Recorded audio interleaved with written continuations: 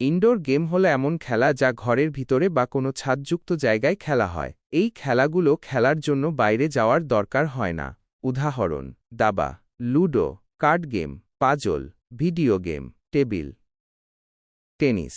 Indoor game খেলার উপকারিতা: মনকে তীক্ষ্ণ করে। দাবা, পাজল এই ধরনের খেলা মনকে তীক্ষ্ণ করে এবং মনোযোগ বাড়ায়। সামাজিক যোগাযোগ বাড়ায়। পরিবার বা বন্ধুদের সাথে মিলে ইনডোর গেম খেললে পারস্পরিক সম্পর্ক ভালো হয়। শারীরিক স্বাস্থ্য ভালো রাখে। টেবিল টেনিস বা অন্যান্য শারীরিক ইনডোর গেম শরীরকে সক্রিয় রাখতে সাহায্য করে। মনোরঞ্জন: বিরতির সময় ইনডোর গেম খেলে মন প্রফুল্ল থাকে।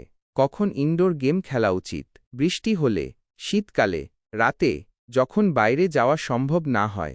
তোমার পছন্দের ইনডোর গেম কোনটি? আউটডোর গেম হল এমন খেলা যা খোলা আকাশের নিচে বা বাইরে খেলা হয়। এই খেলাগুলো খেলার জন্য সাধারণত প্রাকৃতিক পরিবেশ বা একটি খেলার মাঠ প্রয়োজন হয়।